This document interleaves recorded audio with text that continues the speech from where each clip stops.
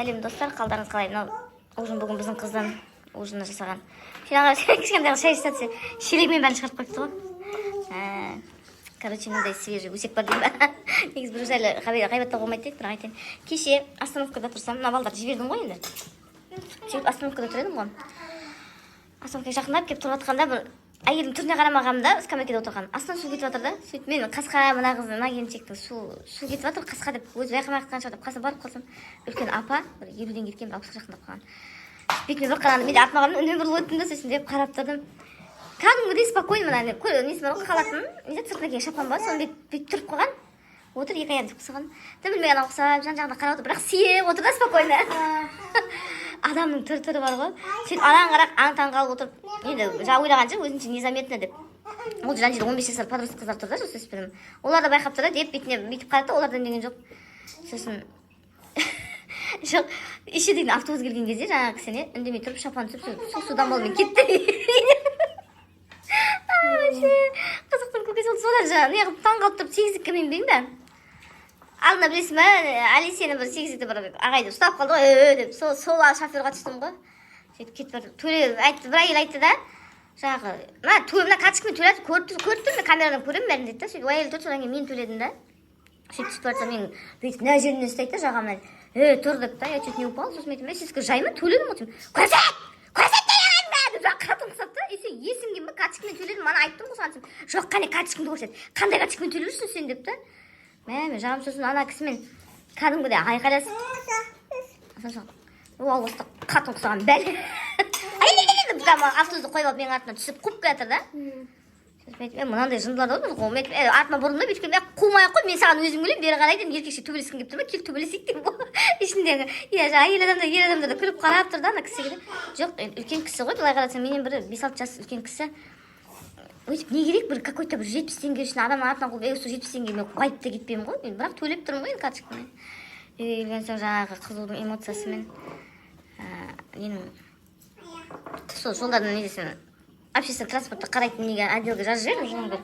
Осы мен екінші рет конфликтке түсіп жатырмын деп та. Неғылған жаңағы өз-өзін ұстай алмайтын адамдарды сіздер жұмыс қыласыздар деп. Одан неге келген соң кешегі мына жігіт бар ғой жаңағы WhatsAppта мені типа жаңағы специально халыққа қарсы қойды дегендей қылып. Сол жиналыс жасады есік алдында. Бәріне қол қойды, мені қол қояды деп ойлады, бәрі қойып жатты. Сосын келіп қол қойды, мен неге қол қоямын? Сен осыге анау мынау мен айттым, сосын қане деп оқысам, Рин Иннаның сайлануына деп қойып, мен неге Рин Инна, мен сол Рин Иннаны мен өзім атыма аламын ғой дейді, сосын 2 айдан кейін ликвидировать етемін дейді.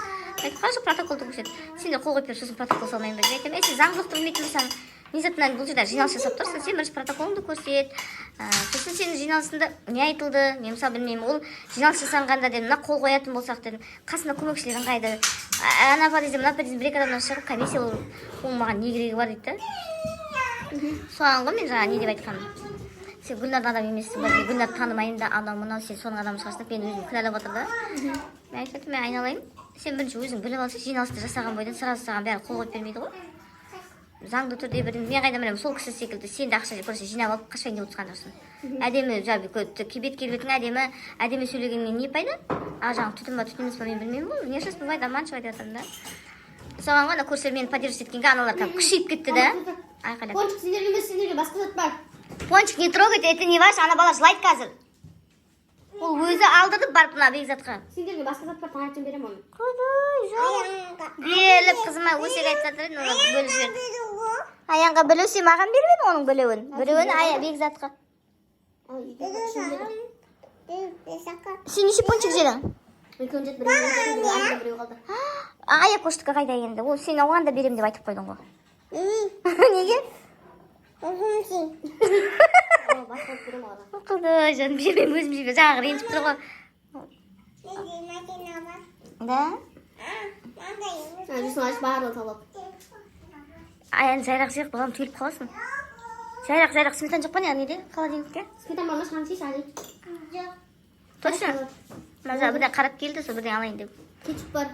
Кетчуп майонез алыңдаршы балдар. Ана деген сухой жеп қазір түйіліп те қалады ғой. Шығар сол банкіге кетчуп. Мынау ленивый манты. Мен қызымның жасаған лавашқа фарш жағып ораған.